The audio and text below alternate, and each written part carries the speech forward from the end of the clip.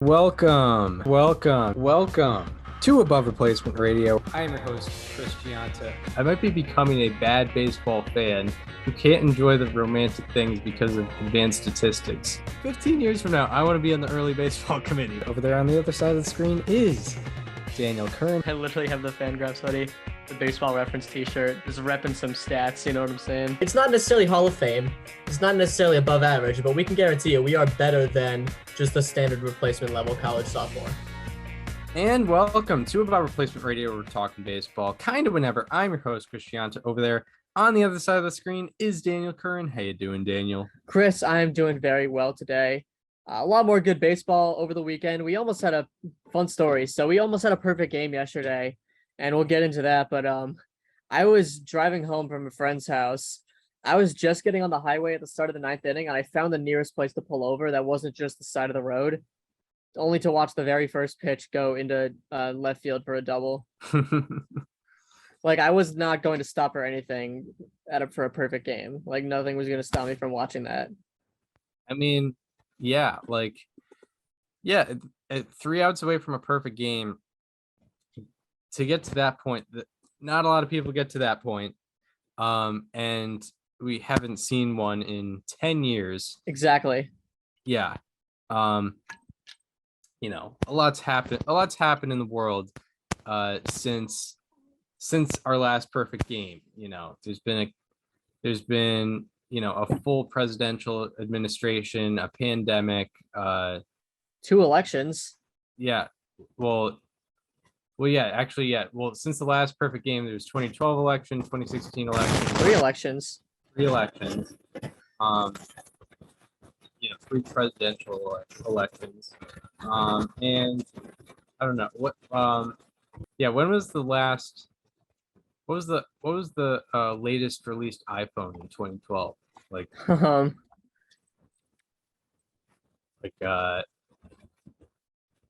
I'm just Googling iPhone 4. Okay, the iPhone 4 released in 2010. The iPhone 5 released in September of 2013. So we were on the iPhone 4S. Yeah. iPhone 4S released on October 14th, 2011. Yeah, so it's been that long. Yeah, people were watching MLB.TV on your mobile device was probably a very new thing. The last time there was a perfect game. Yeah. Very new thing. I remember I was actually, funnily enough, in Baltimore when that perfect game went down. Nice. So, and we're both going to be in Baltimore soon. Yeah, we are. It's going to be a fun time. Yeah, fun stuff. But Drew Rasmussen was 3 outs away and lost the perfect game. I think it was Sports Center posted this graphic. I don't know where to find it, but there have been 9 perfect games that have gone to the 9th inning since the last time someone actually completed one. Like there was Yu Darvish in 2013. Yusmeiro Petit had one in 2013. The Rays had a combined one in some point. Max Scherzer had his that was eventually a no-hitter. Carlos Rodon had his last year. Drew Rasmussen had his. Jorge Lopez had one against his current team, the Minnesota Twins, in 2018, I think. 2018 or 19. Mm-hmm. We've had so many chances, and it just has not happened. The last 3 outs have got to be the hardest to get, though. No doubt. Yeah. Well, I mean, I think what we forget about in perfect games is if a guy's 6 innings, for example, a guy's 6 innings through a perfect game, and it's like, oh, he's 2/3 of the way through. He could really do this, but it's like the odds of getting 3 perfect innings is so low. Asking someone to get 3 perfect innings is very low, and the odds of getting a 1, 2, 3 inning without anything. I mean, you figure 9 times one of them is going to get through, but it's fair not to have the last inning be a 1, 2, 3 inning. So I think we forget about that. We're even if you're 8 innings through a perfect game, I think more often, based on an average performance, more often than not, that's going to get broken up in the next inning. I don't think there's any, it's very funny because when you like the 7th inning in theory is the most difficult inning to get through because you're facing the best hitters. But like the 9th inning, like, you always look at the lineups when it's 7, 8, 9 going into a perfect game, and it's like, oh, like these are hitters you can easily get out. And it always just seems like a lot, the hardest ones. Like I remember looking at the Orioles lineup yesterday, and it was like Jorge Mateo, I forget who the 8 hitter was, and then Brett Phillips, and I was like, oh my god, if it comes down to Brett Phillips, I might lose it. Yeah, that would have been a fun. Can you imagine if Brett Phillips broke up the perfect game with 1 out to go against his old team? That would be pretty nice, pretty funny. Yeah. Yeah, that would be you'd hear about that one all day. It did not happen though. Jorge Mateo hit a double down the line with the very first pitch of the inning. It was the 80th pitch of Rasmussen's day. It was a breaking ball that was just left over the plate. Probably the first. I watched it back. It was probably the first breaking ball he left over the plate the entire game. Yeah. But all in all, fantastic performance from Rasmussen. As you mentioned, I mean, that was only his 80th pitch of the outing, and it was the 9th inning. Also, 7 strikeouts, no walks on the day. And just 3 outs away from history. But again, generally getting a 1, 2, 3 inning is difficult. So it's not like it's not even like, it's, if that were any other 1, 2, 3 inning, it would be, it wouldn't be like he choked away anything. But anything more on the almost perfect game? I not that I can think of, honestly. Yeah. I mean, I don't know. I mean, like when there's a perfect game going, I will, like I mentioned, I will stop what I'm doing. And in this case, I was driving somewhere and I had to find a place to pull over on the highway. Like not on the side of the road. I found like a rest stop, and I was like, I need to see this because I obviously can't drive and watch this at the same time, but I can't miss this. So right. Yeah. And I was there for 1 pitch. Yep. So it is what it is. It is what it is.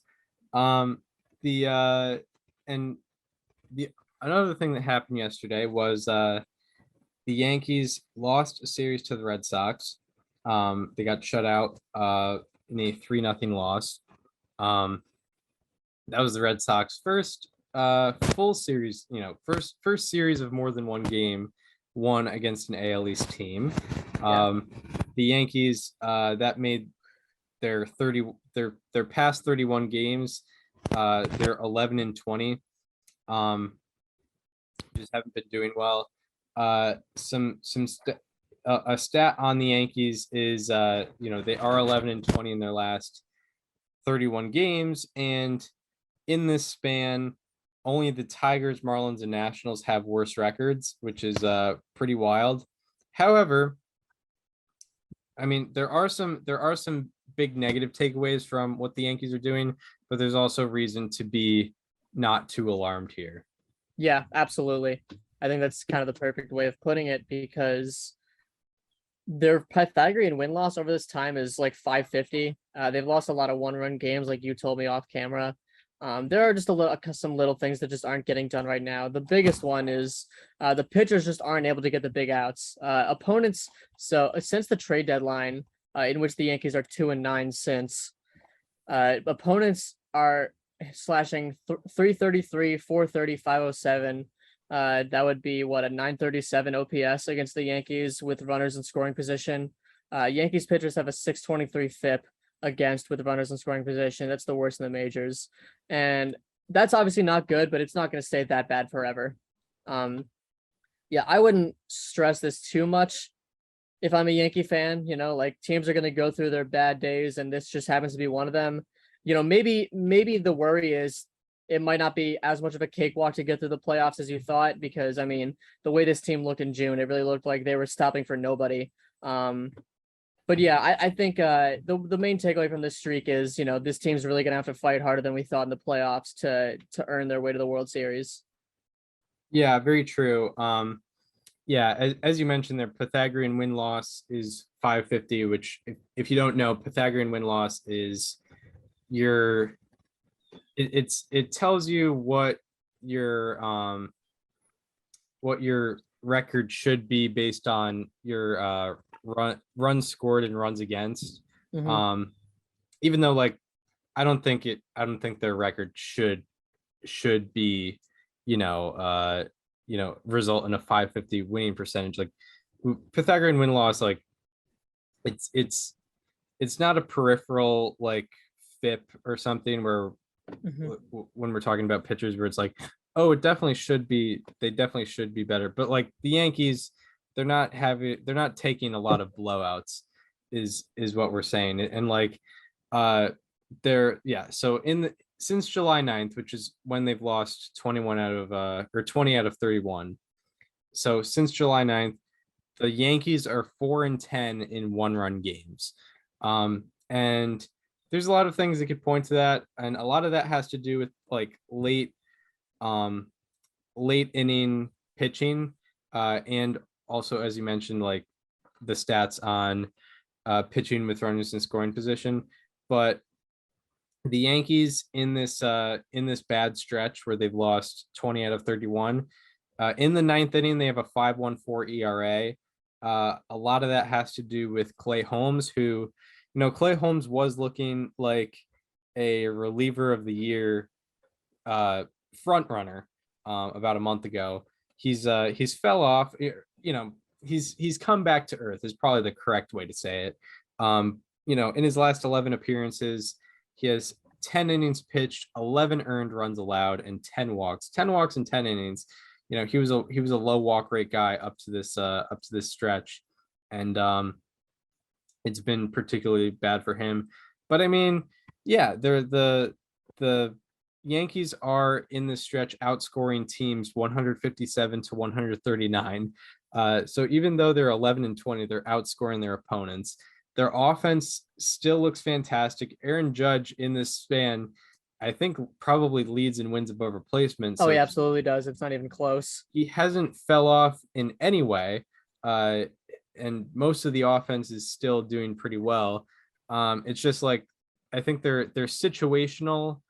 Their performance in like particular situations has not been great, and that's more easily fixable than if the whole offense was doing bad or if the whole pitching staff was doing bad. The interesting thing with Clay Holmes, like you mentioned, when you think of Clay Holmes, you think of him as a ground ball pitcher, one of the best ground ball pitchers we've seen in a single season this year. And you think if he's coming back down to earth, that maybe that thing has fallen a little bit, and it really hasn't. Clay Holmes has roughly a 78% ground ball rate since July 12th, which was his first tough outing of this stretch.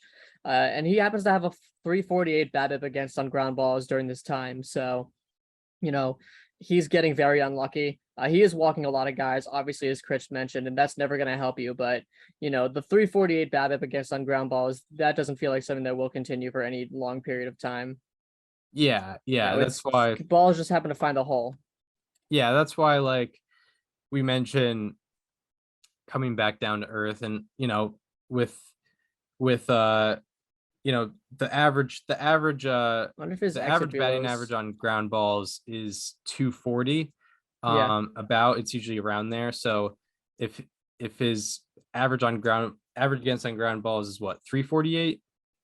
His BABIP against, yeah, which I guess is as average because no one's hitting home runs on ground balls. Yeah. The one thing that you could point to as a concern is that his exit velocity on ground balls has gone up, and probably just his exit velocity in general, I would imagine. But in March and April, his average exit velocity on ground balls was 86.8 miles an hour. In May, it was 90 miles an hour. In June, it was down to 86.3. In July, it shot up to 90.9, and in August, it's 91.1. So that is probably the one area where you can be like, hey, this isn't good. His BABIP against on ground balls in July was 286, which is far above league average, and in August it's 375, which is just an albatross. But obviously he's giving up a lot louder contact, but even then, that you're usually not that unlucky with ground balls. Yeah, exactly. And I mean, throughout the year, anytime you have an ERA of like 0.5, like you had up to this point, you're going to have, there's some BABIP luck on your side. Like there's less balls in play that are ending up as hits, and it's probably balancing out right now. Like I think now his ERA and FIP are around the same, and you can't really say he's been getting, overall in the season, you can't really say he's been getting lucky or unlucky necessarily. Over the past month, he's been getting unlucky, but you could also argue that before that, he was getting a little lucky. Not saying he was bad at all. It's just like having a 0.5 ERA usually requires a little bit of luck on your side. But yeah, that's Clay Holmes. But I mean, also with the Yankees, there are some options for the Yankees to have in the late innings reliever wise. Although I just found out Michael King was on the 60-day IL. Yeah, they've had a lot of injury misfortune. Michael King is one of them. Giancarlo Stanton has been one of them. He's been out for a bit longer than people expected. DJ LeMahieu might be going down with an injury real quick. He's getting imagery done today on his foot. So that would be a really tough loss because he's been, I think, very underrated this season in particular. And there's just been several others as well. But yeah, it would be really concerning to see him go down. Yeah, LeMahieu offensively and defensively, like, he was on pace to have like over 5 wins above replacement this season. And he's been consistent, like an on-base machine. LeMahieu has been. He's like at like a 390 on-base percentage or somewhere his around walk there. rate is jumping up this year. Yeah, it's been crazy. As it did last year, I believe, as well. Just looking at the Yankees injury report real quick. Obviously, Stanton, Chad Green, Michael King. Also, like, Zach Britton's been down the whole year. He had Tommy John surgery. Harrison Bader, obviously, who they traded for Jordan Montgomery, and that's been difficult for them. He's out for a little bit. He's doing a rehab assignment right now, though.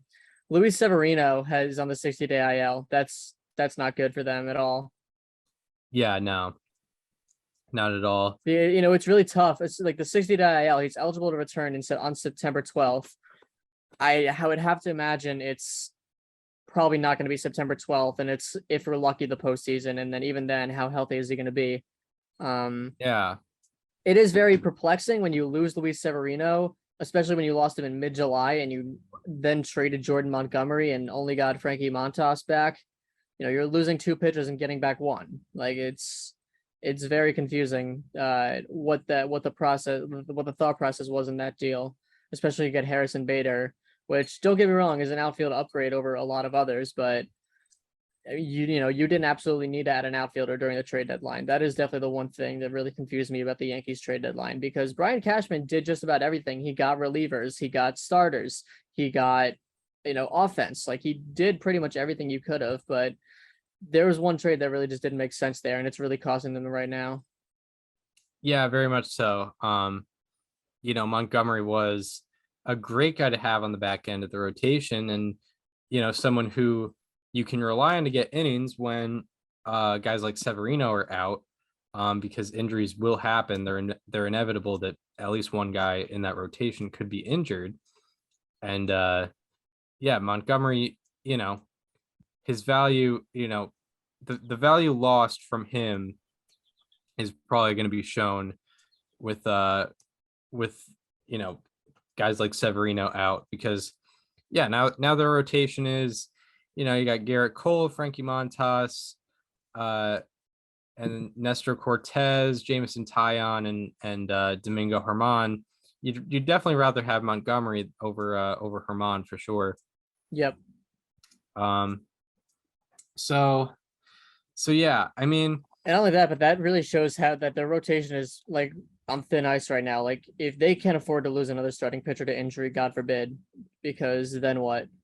Yeah, exactly. Like, you dig, like, you're digging yourself a hole, and then next thing you know, if that starting pitcher that gets hurt isn't Domingo Germán, he's now in your playoff rotation. Right. Yeah. Like, so right now you're looking at Cole, Cortez, Montas, Germán, and Taillon. Taillon's been struggling lately, and Germán just he's very inconsistent. So you really have 3 reliable starters, and even Montas. If you look at his home road splits this year, he really hasn't been able to pitch outside of Oakland. Yeah. This year particularly, it's been pretty bad. I mean, just like it's kind of just an every year thing where the Yankees' biggest weakness is always the rotation behind Cole. And, you really had to rely on Nestor Cortez to have a huge breakout this year to have something like that happen, to have some sort of help. Yeah, true. Very true. Frankie Montas, by the way. So he hasn't pitched at Yankee Stadium yet. So, when I say home road splits, I'm exclusively talking about his time in Oakland, plus a couple of Yankee starts on the road. He has a 2.36 ERA at home and a 5.80 ERA on the road. That's not encouraging. Not at all. Yeah. Not at all. Yeah, it's definitely this year that has been emphasized for sure. Mm-hmm. So we'll see about it. We'll see about it for Frankie Montas and the Yankees. I mean, God forbid, like it is funny because the situation is extremely similar, but God forbid it's a Sonny Gray situation. Oh God. Yeah, from the Yankees Oakland perspective. Like, yeah, it almost makes too much sense. Like, so Sonny Gray was acquired by the Yankees at the 2017 trade deadline from the Oakland Athletics, and I think he was a free agent after 2018 or he got traded, I don't know, but I know he was gone after 2018. But Sonny Gray struggled mightily with the Yankees, much more than he did with the A's. And I don't know, not wishing bad luck for the Yankees or Montas, but the things if align history a little repeats bit. itself, you know what's going to happen. Yes indeed. I also think what this stretch could, like, maybe the worst thing that could come out of this stretch for the Yankees is not getting home field advantage in a potential ALCS.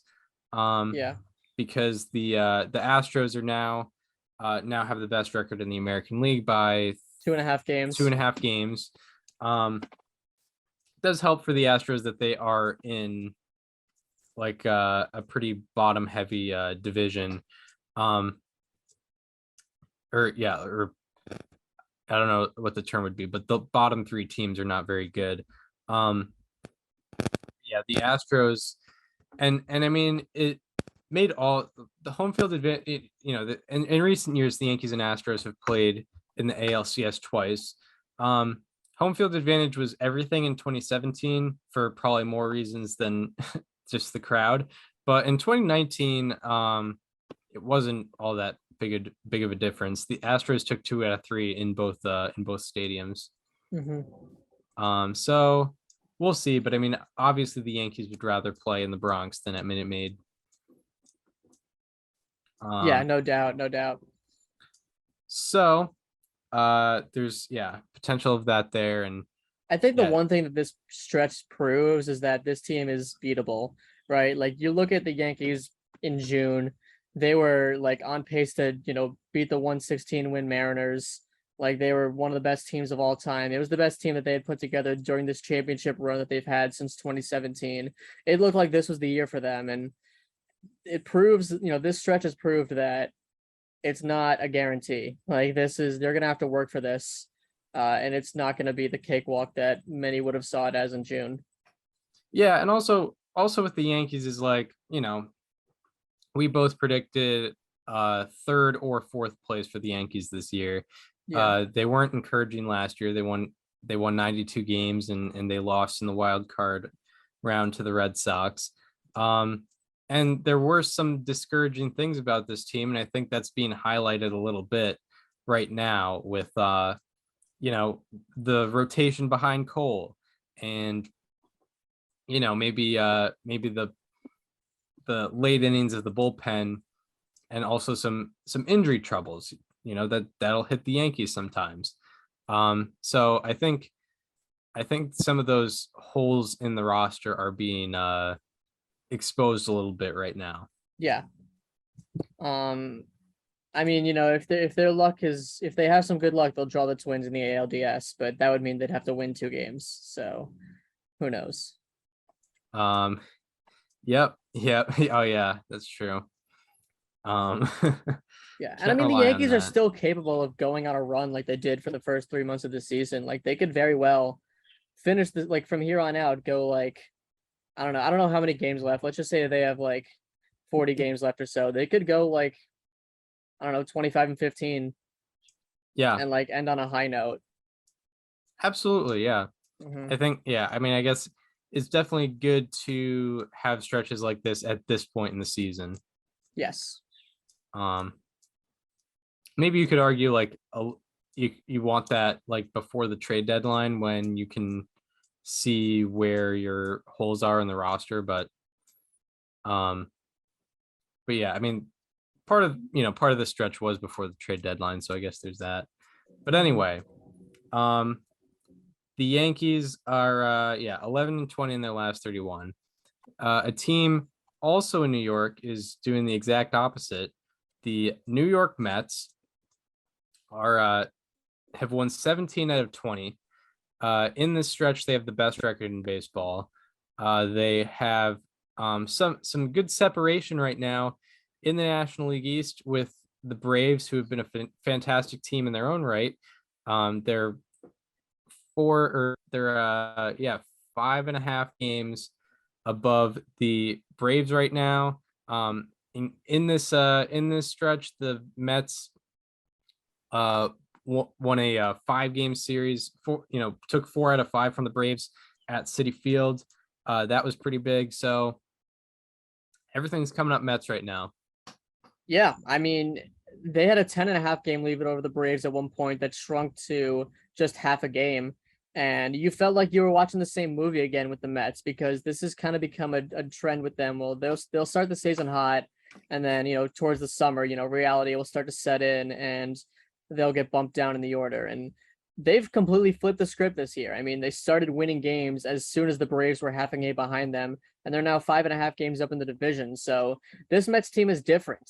Like they have, I know that this statement gets used a lot, but they got that dog in them. Since the All-Star break, they've just been outstanding. They've only lost 3 games since July 24th. That's almost a month. Things have just been going right for the Mets, and they got the Braves. They're going to do Atlanta for a 4-game series this week, and then to Philly next weekend. So this is definitely going to be an important stretch. But I think if the Mets, I'm just going to put it this way. So the Mets have 7 games this week against the Braves and Phillies on the road.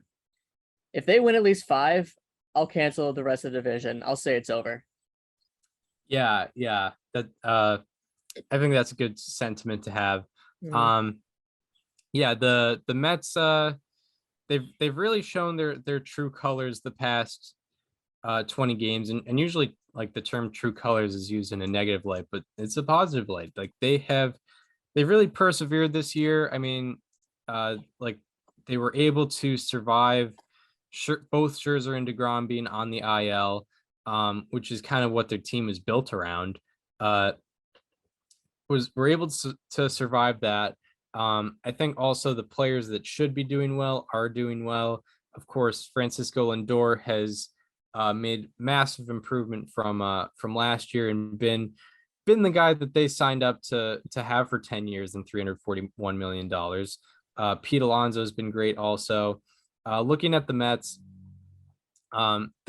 in this span where they've won 17 out of 20, they have a 142 weighted runs created plus, which leads the majors.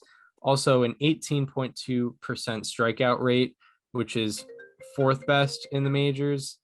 4th best in the majors. And individually, you can see Francisco Lindor. He's hitting 389 in this 20-game stretch. He's hitting 389 with an 1102 OPS and a 212 weighted runs created plus. Then there is Pete Alonso, who is hitting 329 with a 1047 OPS and a 184 weighted runs created plus. Daniel Vogelbach has been an excellent addition for them. Since he joined the team, I believe he has a 308 average and a 986 OPS for a 182 weighted runs created plus. And Jeff McNeil has gotten really hot also. He's hitting 347 with a 960 OPS and a 171 weighted runs created plus in the Mets last 20 games. So, and also they're doing fantastic pitching as well. Yeah, I mean, this is a team that has kind of been clicking on all cylinders. And the fact that they've been able to sustain this with DeGrom and Scherzer on the IL is stunning. But the one thing that really piques my interest, since July 24th, the Phillies have gone 14-6 and the Braves have gone 12-8. And, without the context, when you hear that, you think, oh, those two teams are playing well. Like they got the Mets probably lost a little bit of ground, but no, they went 17-3. Like during a time where both of their most competitive division rivals were playing some of the best baseball of the season, the Mets somehow were outdoing them. And I think it's very cool that Francisco Lindor has been the headliner of this because, I mean, he went through that transition period playing in New York. Andres Jimenez and Ahmed Rosario have both been playing well this year for the Guardians, who we should also talk about. So, that trade wasn't starting to look great for them, but Lindor is doing really well right now. He's probably been the best shortstop in Major League Baseball this entire season. He has an FWAR of exactly 5. Pretty sure that leads all shortstops in the majors, which is very encouraging to see because he was under a lot of pressure in New York and he's been doing the thing. Yeah. Like he's been the team leader. I mean, he's leading that team in wins above replacement and defensively, offensively, on the bases. He's been what you would expect Francisco Lindor to be. And it's good to see for the Mets, like they made that acquisition. And even though Jimenez and Rosario are performing great in Cleveland, it's kind of working out exactly how they wanted it to. This might be like the biggest win-win trade, like blockbuster win-win trade that I can think of. Yeah, I agree. To go into some more numbers, because I mentioned that this Mets team has also seen some great pitching. In the Mets last 20 games, Max Scherzer has 4 starts, 27 2/3 innings pitched. He has a .98 ERA and a 2.22 FIP in this span.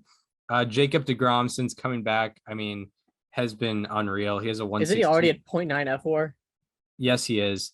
Yeah. He has a 1.62 ERA and a 0.72 FIP. His strikeout rate is 50% and his walk rate is 1.8%. DeGrom's been he hasn't missed a beat after missing. He's been DeGrom after missing an entire year of baseball. And not only that, but he's 2-0 in 3 starts. That's how you know that this Mets team is different. True. Chris Bassett has a 1.38 ERA in the span, 26 innings, 4 starts, a 1.38 ERA and a 2.81 FIP. Carlos Carrasco, 4 starts, 25 1/3 innings pitched, 1.78 ERA and 3.04 FIP, which is a very positive sign because I had him as a slightly alarming earlier this season. I mean, just on all fronts, it's been coming up Mets. They've just been fantastic. Yeah, no, this is, like I said, this team is different because you feel like you've seen the same movie so many times, but this one actually looks like it's ending differently, which is unless it has the same ending and the biggest heartbreak possible. But let's not say that right now. Yeah, I didn't say anything just now. What? I didn't say anything just now. Yeah. In the like, I think also one of the positive things for the Mets is like over the past couple years we've talked about how like they just have a lot of great names on that team. They have the talent. It's just they haven't been able to put it together. And now the talented team is performing like the talented team. I don't know what it took for it to be that way, but like just going around like Max Scherzer performing like Max Scherzer should perform. Jacob DeGrom since coming back is performing like he should perform. Going around the diamond, like Alonso, Lindor, McNeil, Nimmo, yeah, Marte, they're all performing like they should perform. And that's when you have that type of talent, it makes sense that they're, 5.5 games up on the Braves. Yeah, it does. It feels like it's going the way that everyone hoped it would, or at least Mets fans did. Yes, because this has always been a talented team that people have wanted to see in the playoffs, and all signs point to it happening. Because even if they, at this point, even if they don't win the division, I see no reason why they don't get the wild card. Oh yeah, right. I mean, like that almost feels. What's their FanGraphs playoff odds right now? Yeah, I always forget how to find. It's in standings. 2022 playoff odds. They got to be at like 99 at this point. Yeah, no, they're at 100% chance to make the playoffs according to FanGraphs. Yeah, the Phillies are at let me go through some interesting FanGraphs odds. So the Phillies are at 74.8% odds to make the playoffs right now. I'm assuming the Dodgers have the highest odds to win the World Series. It's very close. The Mets are at 17.9% to win the World Series. The Dodgers are at 18%. It's only 0.1. The Yankees are at only 9.5% to win the World Series. That's very interesting. Yeah, I'm looking at that. Astros are at 15.7% to win the World Series. Yeah, very interesting. For sure. That's it's gonna be interesting. Will be. Philly. No, Mets are 5.5 up. As you said, very interesting week coming up for them. They have the Braves on the road, and I would imagine the Phillies on the road because they just played them at home. So, right. That's obviously chance to separate themselves further. But it's say they get swept by the Braves. Is it a 3-game series or a 4-game series? 4. Say they get swept by the Braves, which is asking a lot of Atlanta. But they would only be a game and a half up. Right. But a split or better is good for the Mets. That would be great. Especially this late in the season. Let's talk about Cleveland. Sure. Did you have anything else? Did you have anything else you wanted to say on the Mets? No. Okay. Yeah. So the Cleveland Guardians, since July 24th, the same date I mentioned for the Mets, they have the best record in the American League, 13-8, which seems very weird that that's the best record in the American League over that time, but it is. They moved into first place in the American League Central. I just want to talk about the first thing to take away from this Cleveland Guardians team is how young they are. It is remarkable how what they're doing at this average age. I think they've only had, let's see.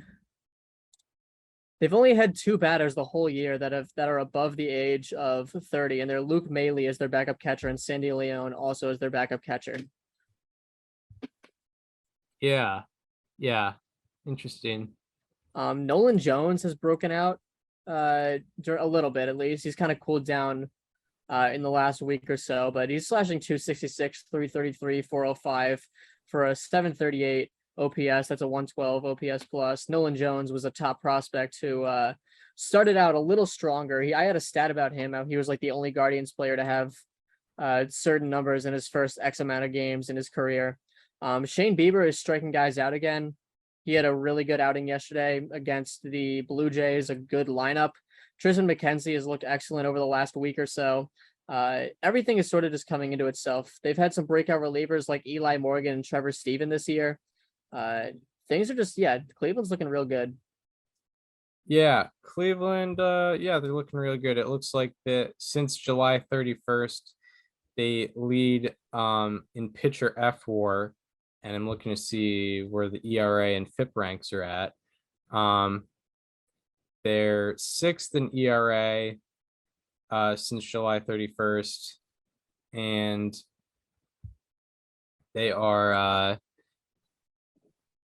they're 7th and 5th. I don't know how they're I don't know how they're first in F4 then. Yeah, Innings, what innings maybe. I guess, but I mean, it's like the whole Guardians team. They must be playing that's more weird. games than everybody else. Yeah, which would not make a lot of sense. That is interesting. Yeah, like I don't know. They've played but yeah, they're 10-4. They're 10-4 in their last 14. They've taken over the top of the AL Central, and they're what? They're they're 3 games up on the White Sox right now. I forget how often they face the White Sox coming up. Off the top of my head, I really don't think they've faced them a ton. Let me check though. By the way, I saw a tweet yesterday, and I can't stop thinking about it. Is there a better left fielder in the American League than Stephen Kwan? Yeah, I don't know. Like the only left fielder that's listed on Fangraphs with a higher wins above replacement. By the way, they've played 13 games against the White Sox, so they have 2 more series. The only left fielder on Fangraphs that comes up as having a higher F4 is Yordan Alvarez, who, in my opinion, should not be counted as a left fielder. True. But like Stephen Kwan is hitting 295. He has a 121 weighted runs created plus, and 2.6 F4. He's been killing it, particularly as of late. He had that big stretch at the beginning of the season where he was doing really well. And then he kind of slumped for a little bit, but now he's picked it back up again. I'm going to pull up his numbers over whatever arbitrary date he started hitting at. That's my Guardians player to watch, by the way. One of the more under the radar picks that has really been working out for me.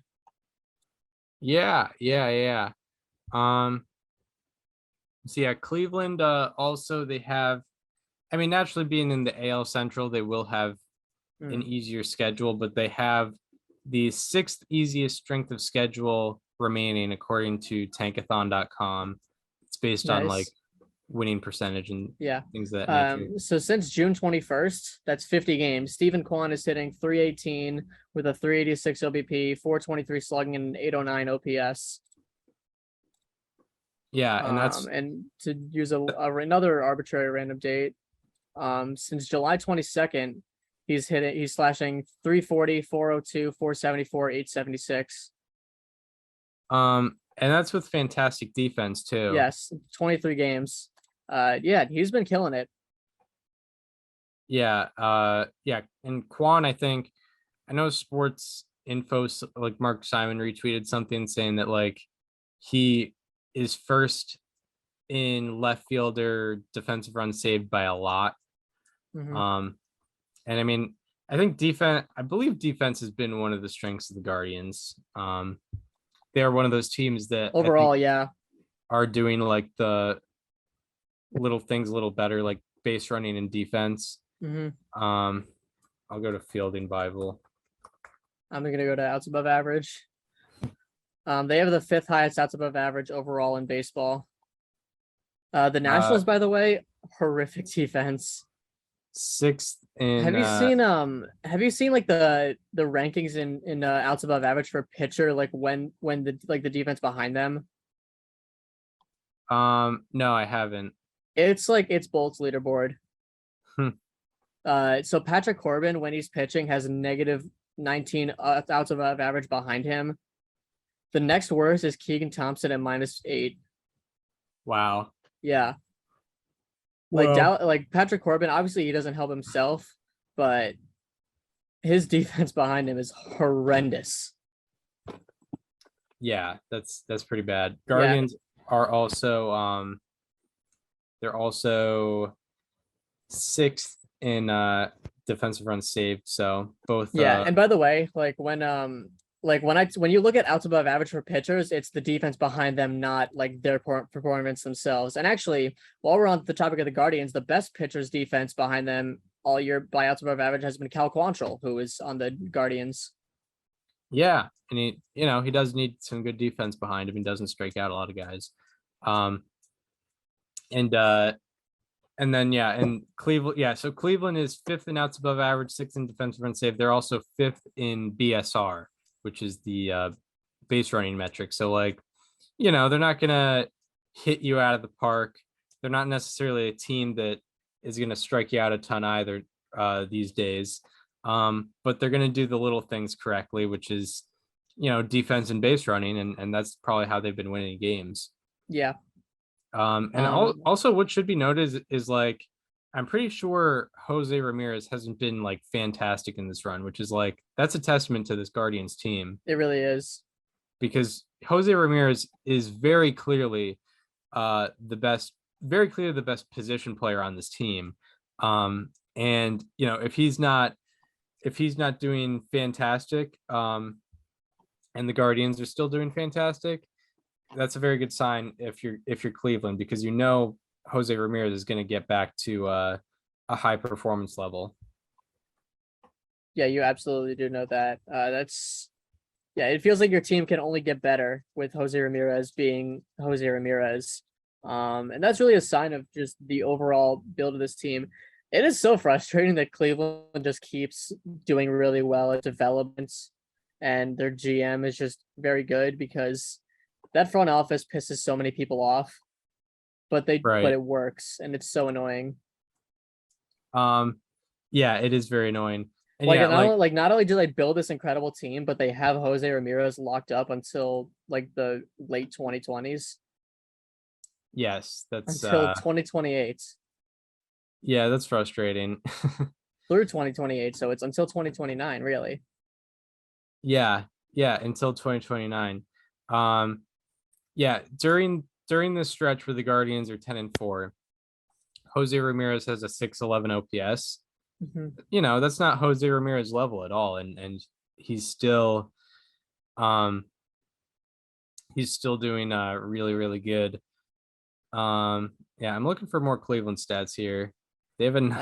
Emmanuel Clase has been his own. Just like he's probably the second best reliever this year behind Edwin Diaz. Yeah, he's been something else for sure. Yeah, he has a WHIP below 700, which is absurd.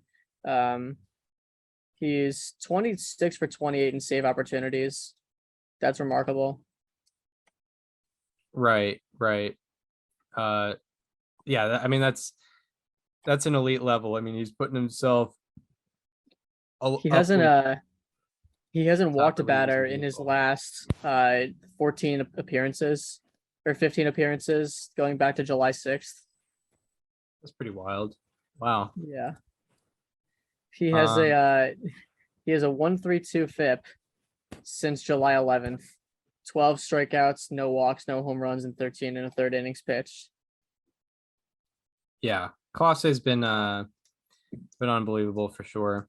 So on the pitching side, pitching has been kind of their MO in this 10-4 stretch that the Guardians have been having. That's pushed them up to the top of the AL Central.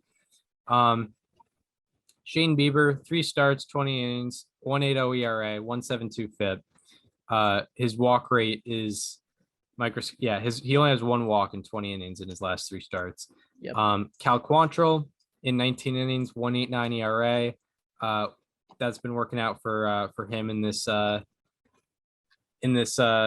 Guardians 14-game stretch. And then in the bullpen's been really good. Trevor Stefan, 6 2/3 innings pitched. He's had 16.2 strikeouts per 9. That's pretty insane. 0.42 FIP.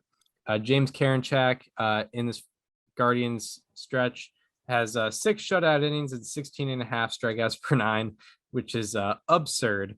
And then Emmanuel Clase, as you mentioned, he's been fantastic the whole year, and it hasn't stopped at this stretch.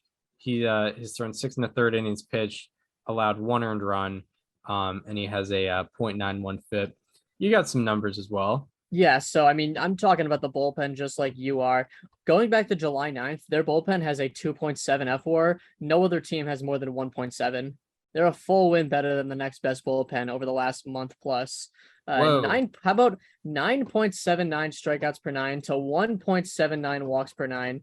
That is easily the best in the majors. The next best is only 2.19. And just to put it into non per 9 the categories, only a 5.1% walk rate. dating back to July 9th. That is the best in the majors, and also a 22.7% K minus walk rate. It's actually second to the Mets because they do have a higher strikeout rate, but the Mets bullpen has 1.23 home runs per nine allowed. The Guardians have just 0.49, which is far better and also very important. Yeah, and the Mets also have Edwin Diaz, so yes, he he probably brings their numbers up by himself by a significant amount. Yeah, their bullpen has been very dominant, far and away the best in the majors during this time. And you know what, their offense has been, I don't want to say it's been like the greatest in the world, but it's been serviceable enough to where if you have a late lead, you're not gonna get rid of that. Their offense it has a 110 weighted runs created plus. It has tied for the third highest. Actually, their offense is the highest F4 since July 9th in the American League. Oh wow. So maybe I take that back. They're hitting 274 with a 110 weighted runs created plus and 6.9 F4 dating back to July 9th. So yeah, why don't I check out who's been doing that for them?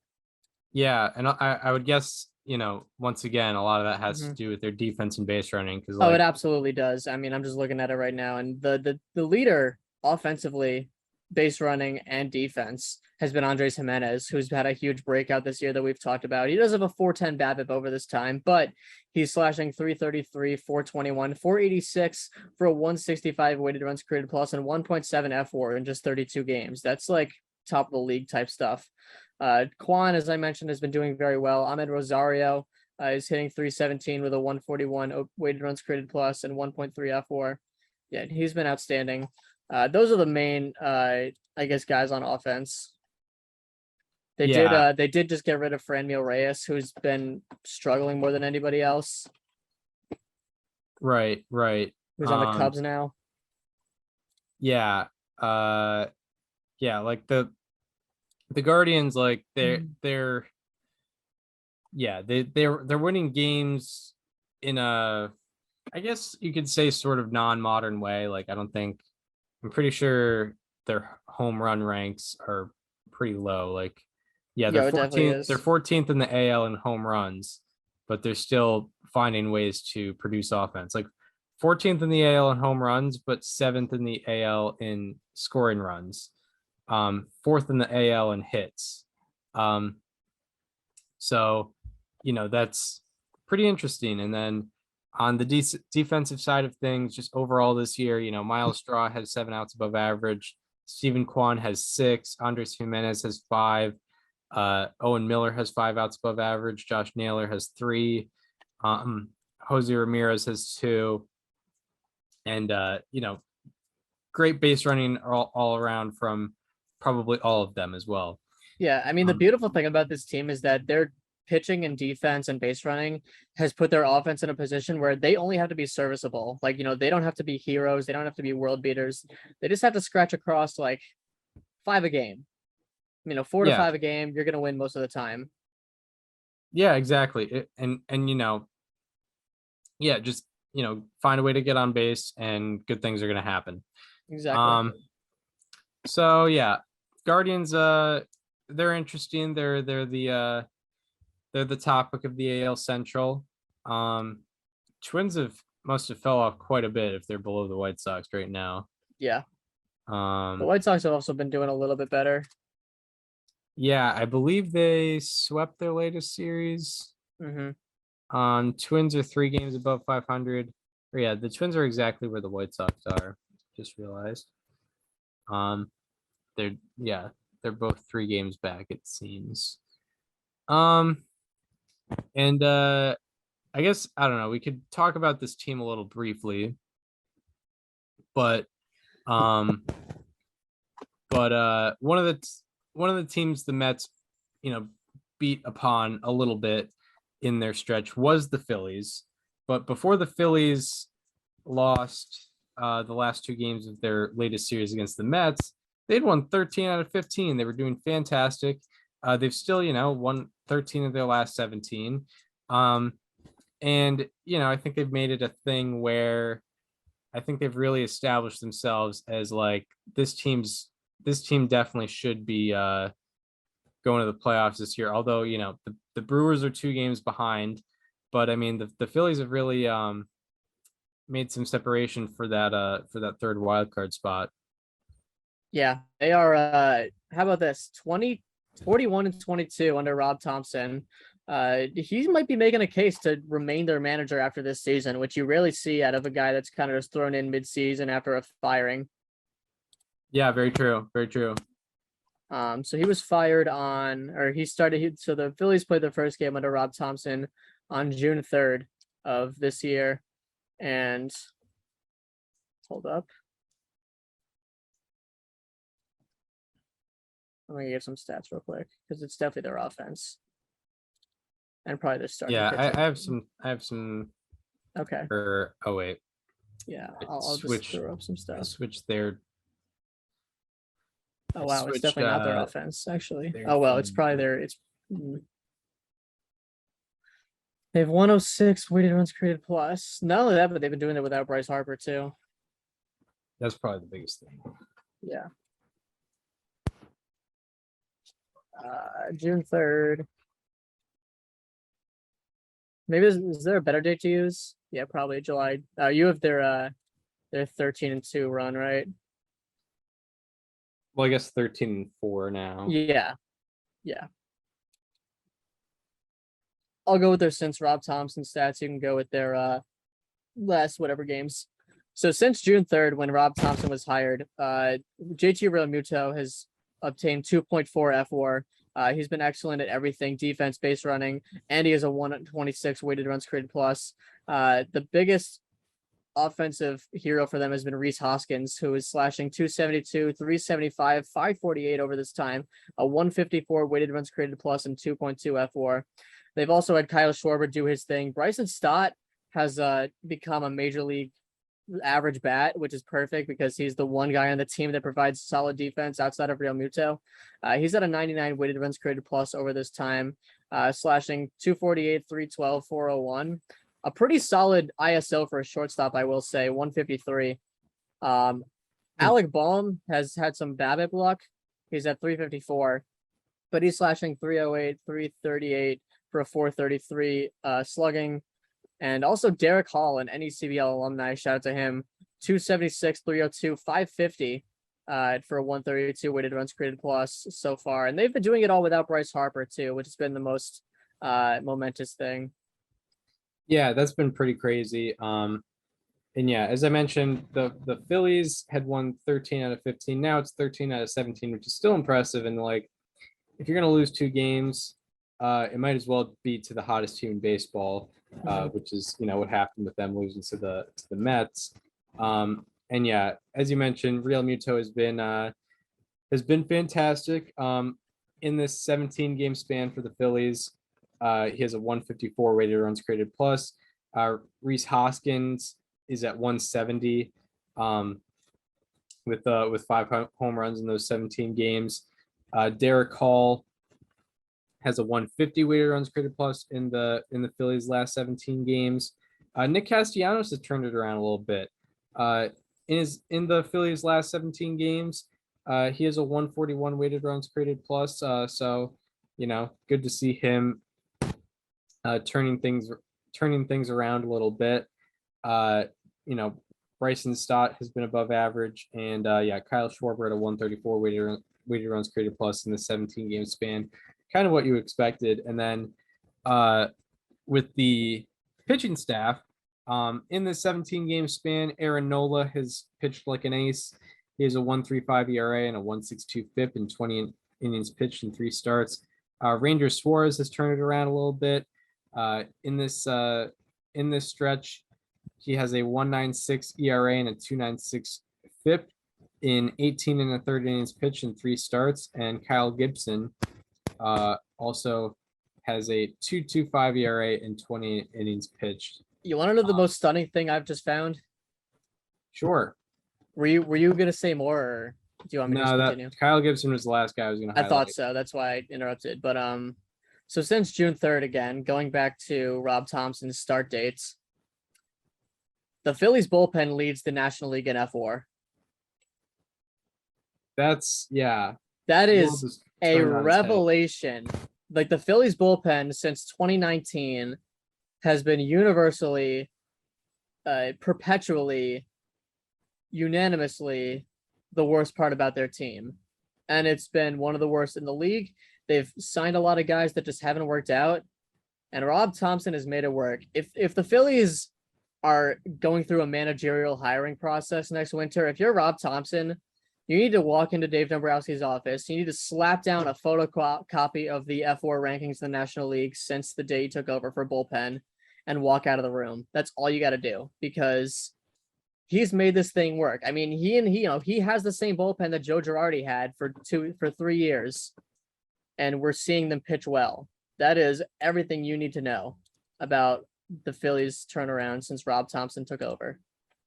Yeah, exactly. Like the it's not like the Phillies really made any crazy additions in this time frame. It's just they've been doing much better. And and there's also a stat, like, speaking of the Phillies being good where they usually aren't, Mark Simon had a tweet saying that since Rob Thompson was hired, they had a positive defensive run saved, which is also just a complete revelation. Not something the Phillies are usually one of the worst defenses in baseball. They've really just turned it around in every single way. And it's not just their offense that has been carrying the team. Like, it's been everywhere. Yeah, you're absolutely right. And I mean, just going back to the bullpen, like, look at the guys that have broken out for them, like Andrew Bellotti, Sir Anthony Dominguez, Connor Brogdon, Brad Hand, Nick Nelson. Like, these are not names that were expected to perform at the beginning of the year, but they just have. Yeah. And I threw Brad Hand into that list. Well, yeah, it's Brad Hand. Like, look at last year. Like, exactly. It's Brad Hand. I don't know. It's what else can you say? To be fair, he hasn't given up a home run this year, in only 19 2/3 innings pitched, or in this time, not this year, but in this time, 5.95 strikeouts per 9, 3.66 walks per 9, a 200 BABIP against. Very interesting. And also good news for the Phillies is they have the 5th easiest strength of schedule remaining. So I mean, that's a good sign. I mean, the team that's behind them is the Milwaukee Brewers, who have the 14th hardest schedule remaining. So they have like an average schedule remaining compared to the Phillies. Phillies have an easier schedule remaining. Anything more on the Phillies? I think that's really it. I mean, just the bullpen turnaround has been probably the best case for Rob Thompson next year. Yeah. Just some random guys putting it together for the Phillies in that bullpen. All right. So now we'll get into the main event of the episode, which is players highlight. So we'll get into players that have been performing very well, some players who have been underperforming, but we'll start with our Monday, August 15, 2022 edition of How about that? Who do you have for us today? So I'm actually talking about the same team that I talked about on last episode with this How About That. This is definitely a really good story. I'm talking about Paul DeJong, who was, of course, recalled from AAA at the end of July. And since then, he is slashing 292, 375, 646 for a 1021 OPS and a 180 weighted runs created plus. Throughout the month of July, he has a line drive rate of 37%. That ranks the 10th highest among the 202 hitters with at least 25 batted balls over the span. And he also has a 22.2% ground ball rate, which ranks 5th lowest on that same list. Before this span, his sweet spot percentage was just 20.8%. That means 20.8% of his batted balls were between 8 and 32 degrees, which is usually where you want it. And in the span, it is up to 37.5%. That is a 17% difference. It's a lot. It's very good. Before the span, he also had a pop-up rate of 11.3%. And in the span, it is down to just 3.1%. So that's gone down by over 8%. He's popping the ball up a lot less. His average exit velocity has also gone from 86.8 miles per hour to 92.8 miles per hour. It's gone up by 6 miles an hour over the course of his time post minor league assignment. His chase rate throughout the month of August is currently at 21.6%. That is the fourth lowest of any month throughout his career, and it's the second lowest at any month since June of 2019. So Paul DeJong has really understood the assignment after coming back from AAA, and he's one of the big reasons why the Cardinals have taken over first in the National League Central. Paul DeJong. My how about that is I have to shout you out because you kind of get the assist on this. You were the first guy to mention him, talking about day-by-day matchups. Talking about day-by-day matchups last episode, and you mentioned one Reed Detmers, and it was like, look at his stats since the start of July. And I looked, I was very intrigued, and then I was looking for a how about that for this episode, and I was looking at the pitching leaderboards, and he was there. Reed Detmers, I kind of made fun of him a little bit for his no-hitter earlier this year where he had 2 strikeouts. Because I don't know, there were some line drives against him, some hard hit balls that landed as outs, that led to his no-hitter. But I mean, and I also mentioned, when the Angels were doing well, I mentioned that, it's kind of funny that the worst guy in the rotation has been the guy that threw a no-hitter. However, Reed Detmers has really changed that tune over his past 6 starts. Since the start of July, Reed Detmers has a 1.50 ERA and a 2.48 FIP in 36 innings pitched in 6 starts. In his last 6 starts out of 72 qualifiers, his ERA ranks 2nd and his FIP ranks 6th. What's most unbelievable about Reed Detmers is his strikeout rate went from 19% before the span to 34% in this span. He's almost doubled the strikeout rate, which is insane. You don't see that from pitchers very often. His strikeout rate ranks 3rd out of 72 qualifiers in the span. Also, his whiff rate went from 20.4% before the span, 20.4%, to 33.3% in this span. And out of 135 pitchers to have 200 or more pitches swung at in this span, Detmers' whiff rate is 6th highest. Unbelievable. What's also crazy is specifically on his 4-seam fastball, his whiff rate has gone from 18.5% to 35.2%. And out of 81 pitchers to have 100 or more 4-seam fastballs swung at, his whiff rate on his 4-seamer is the highest out of 81 pitchers.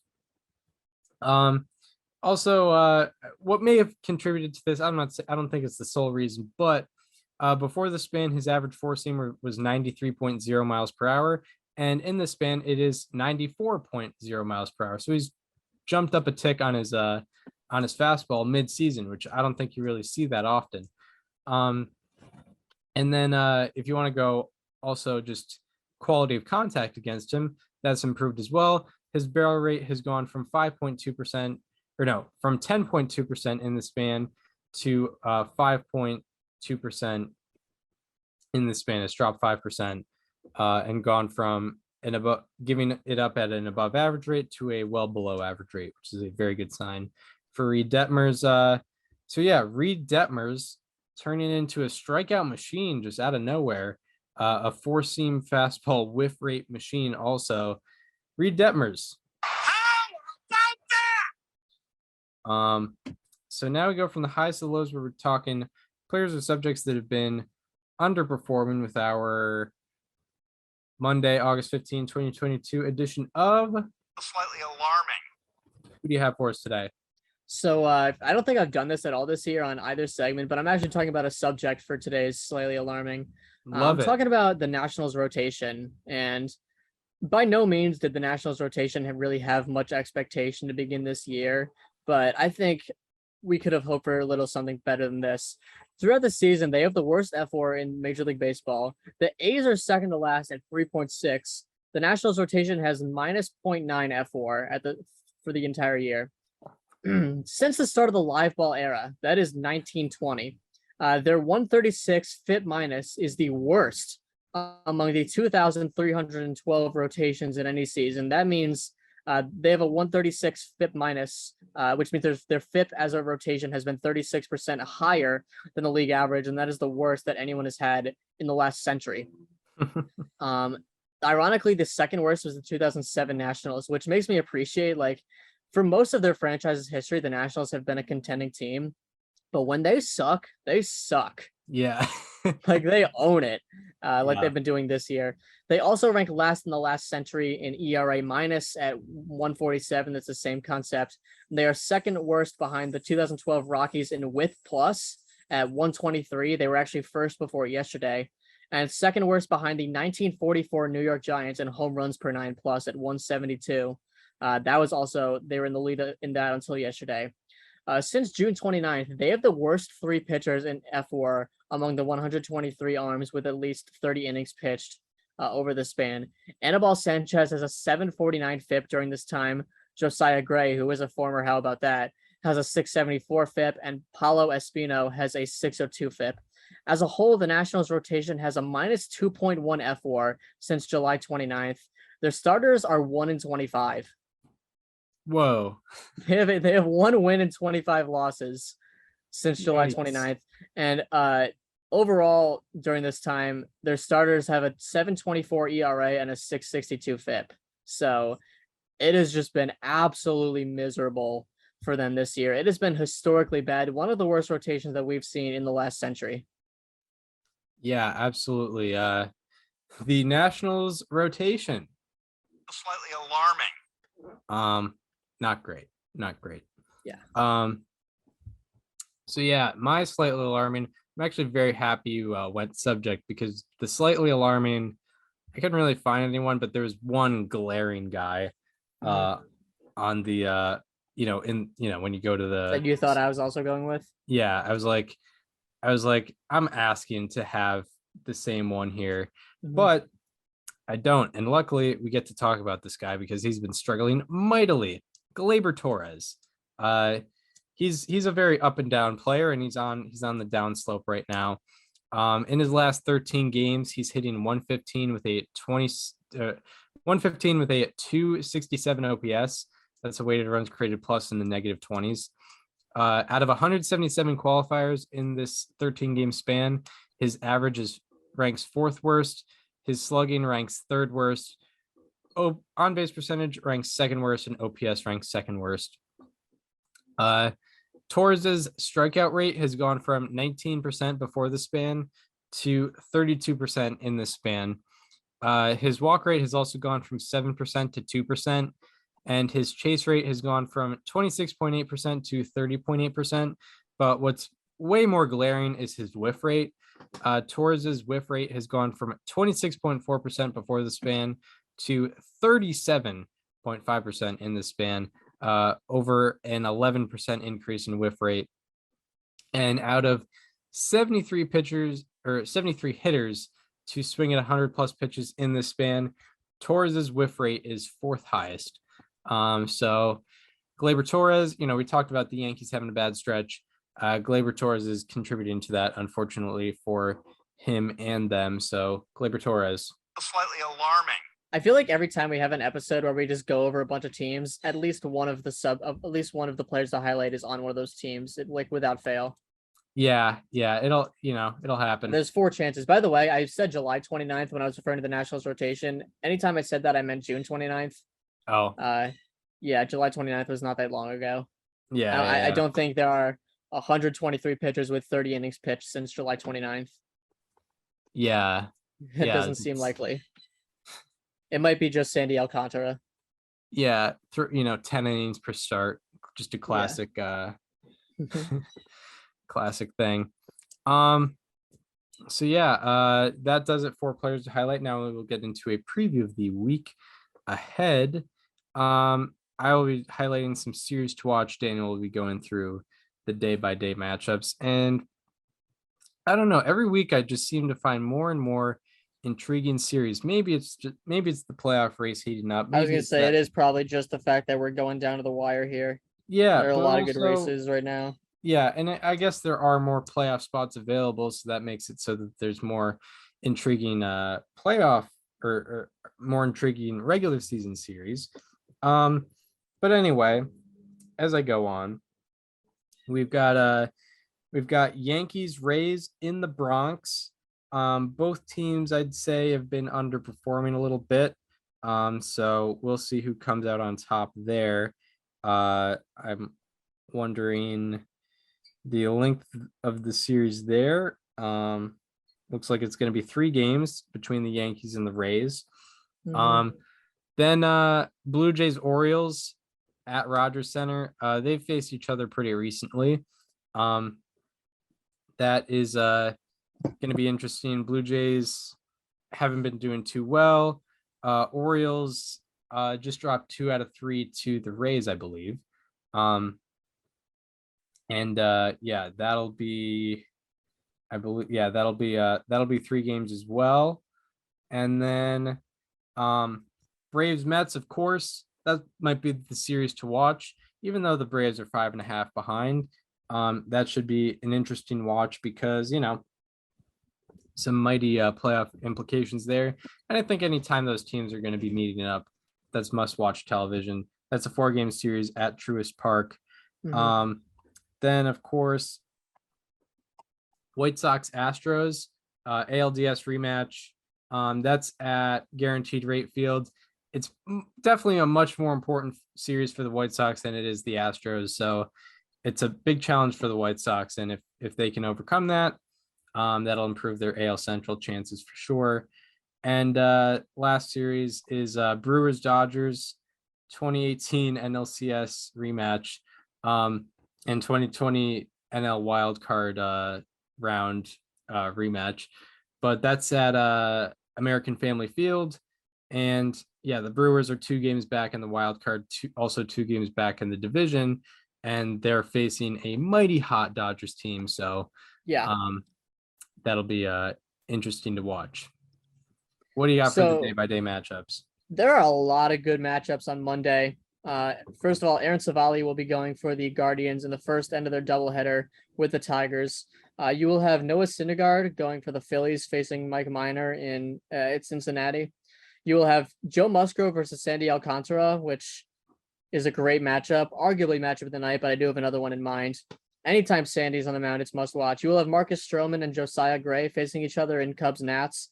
Normally, I wouldn't mention someone like Josiah Gray, who has a 674 FIP since June 29th, but he does have a 175 expected WOBA against the current Cubs roster in 25 plate appearances, so that's interesting. Garrett Cole will be going for the Yankees against the Rays at Yankee Stadium. You will have, Orioles Rays is an important series, but Kyle Bradich versus Yusei Kikuchi is definitely not the most intriguing matchup. But that'll be tonight. Yeah. Carlos Carrasco versus Spencer Strider in the starter of Mets Braves. Spencer Strider, last time he faced the Mets, talked about how much he got BABIP, so that'll be fun to watch again. If that happens. Joe Ryan will be going for the Twins against the Royals in Target Field. Jose Urquidy and Johnny Cueto will be facing each other in Astros White Sox at Guaranteed Rate Field. Julio Urias and Freddie Peralta will be facing each other in Dodgers Brewers in Milwaukee. That's a good one. And you'll have Alex Cobb going for the Giants against the Diamondbacks at home. And matchup of the night comes from Mariners Angels in Los Angeles. It's going to be Luis Castillo versus Shohei Ohtani. Ooh, that's pretty quality. Yeah, that is a really solid matchup. The Angels, by the way, are 12-9 in their last 21. I don't think they have a playoff run left in them, but they've been playing some better baseball.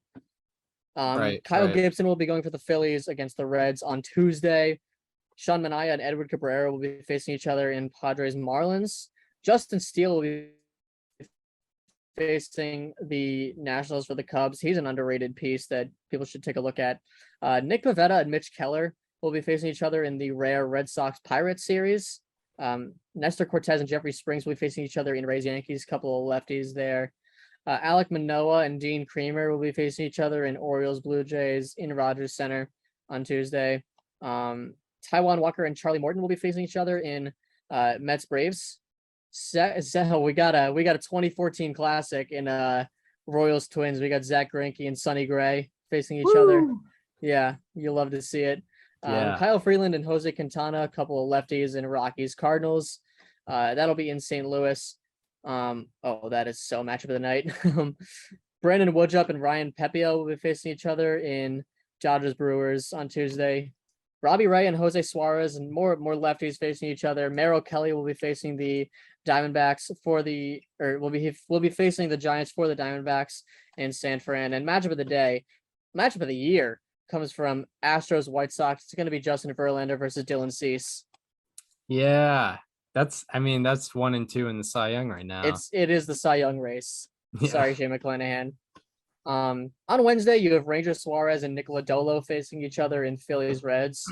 You will have Drew Smiley facing the Nationals for the Cubs. He last pitched at the Field of Dreams game, pitched very well. Tyler Mahle will be starting for the Twins against the Royals at Target Field. I haven't looked at any of these matchups at all, so I'm going in completely blind here, by the way. George Kirby will be facing the Angels for the Mariners. He's had some really good strikeout to walk numbers lately. Corey Kluber and Domingo Germán will be facing each other in Rays Yankees. Max Scherzer and Jake Odorizzi will face each other in Mets Braves.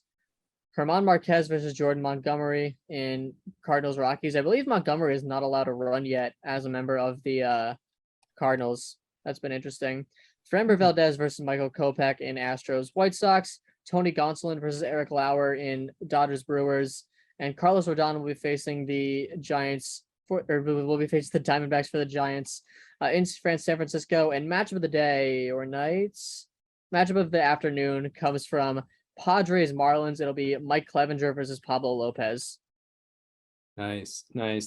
Yes. And yeah, that'll do it. That'll do it for this installment of Above Replacement Radio. I've been getting worse at the outros, by the way. I keep forgetting. I'm on a downhill. That's unfortunate. Yeah, unfortunate. But yeah, anyway, we hope you enjoyed this one. If you are listening on Apple Podcasts or Spotify and want to watch the conversation as it happens, go to the YouTube channel. It is called Above Replacement Radio. And subscribe to the YouTube channel. Also, if you want to follow us on social media, follow me on Twitter at Chris_Gianta and follow Daniel on both Twitter and Instagram at Daniel_Curran, and follow the show Instagram at Above Replacement Radio for all the show needs. We hope you enjoyed this one, and we hope to see you probably on Thursday. Probably no Who video, knows? But it's gonna be an in-person podcast for sure. And we'll get into the details of that later, but it'll be a fun one. So yeah, we will see you then.